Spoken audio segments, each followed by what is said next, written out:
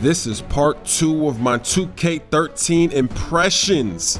And I'm not gonna waste any time, I'm gonna get right into it. First up, let's discuss the AI behavior. I got to play against the AI for about 30 to 45 minutes. And I got to see what they were made of, what changes they made. First things first, I didn't notice any of that spin layup cheese from 2K12. You know what I'm talking about. Whenever they would drive the lane, they'd do a spin move, and they'd never really want to go up with it. They just do that, then stop, and then pass out to the 3, and that spin move made everyone on your team get terrified and come in the paint, and it was just annoying. I didn't see that happen one time in the 2K13 build that I got to play. I also didn't see any of that up and under cheese either in the same situations. When they're driving, they do the up and under cheese. I didn't see any up and under cheese at the end of the shot clock. So that's good news. So is there shot clock cheese? Well, I have to say I didn't really see that much shot clock cheese. I'm gonna have to experiment a little more, of course, when the game comes out. But one thing I noticed was that the AI didn't wait until the shot clock was counting down to 1. In 2K12, it seemed like they purposely waited until there was 1 second left and then shot the ball. In the build that I played of 2K13, the AI was trying to get shots quickly. If they had a shot open, they would take it. They were trying to attack. They weren't trying to wait until there was 1 second left on the clock to shoot it. So I didn't really see that many possessions from them at the end of the shot clock. Now, when I was playing other people, we were shot clock cheesing each other with the shot clock winding down. And it was pretty funny because when I got to talk to the developers and I mentioned the shot clock cheese, they all started laughing. They busted out laughing, and I remember Vinay was like, there's no such thing, no shot clock cheese. Users are just making errors at the end of the shot clock. They're jumping too early, they're getting antsy, and I was like, you gotta be kidding me. So they claim that there wasn't shot clock cheese in 2K12, so we're gonna have to bug them a little more. But this discussion led to some new information that I'm gonna share with you right now. They're adding in new sliders in 2K13. They didn't really go into great detail about what they're going to be adding, but we did talk about one thing, and it was contested shots. This discussion was interesting. They were debating when a defense affects a shot. Does a defense affect a shot if they're there before you take the shot? Or what about if they're right there in your face when you jump up in the air? Or what about if they're right there when you actually release the ball or are about to release the ball? So they're gonna have 3 new sliders in all those situations that you can go up and down with. So depending on your experience with the game and how you think the defense should affect shots, you could say, okay, if the defense is there before I raise up for the shot, I wanna raise that slider up.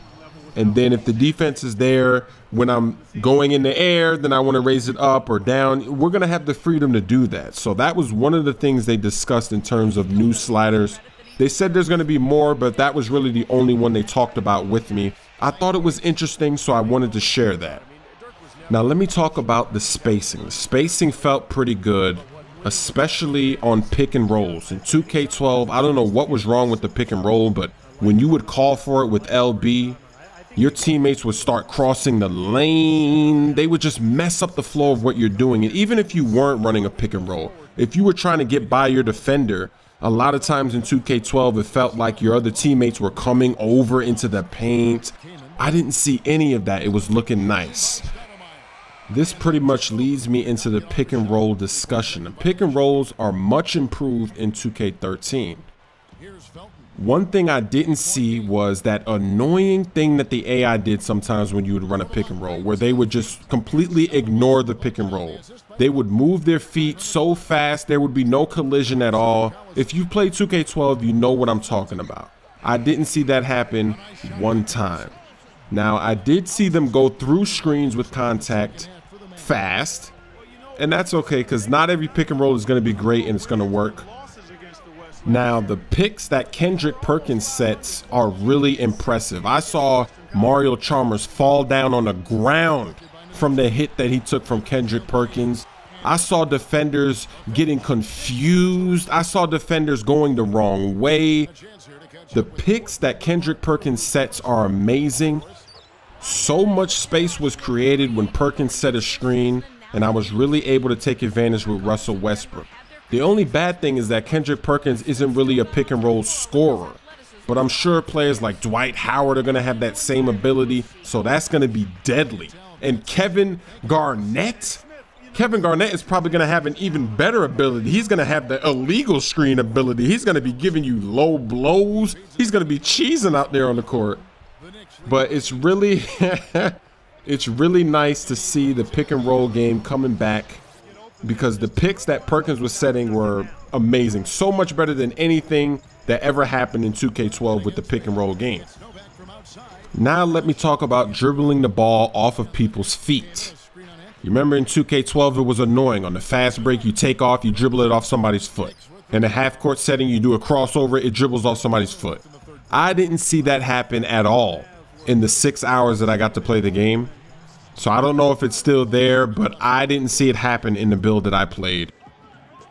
Now let me talk about another new feature. It's being able to follow your own shot.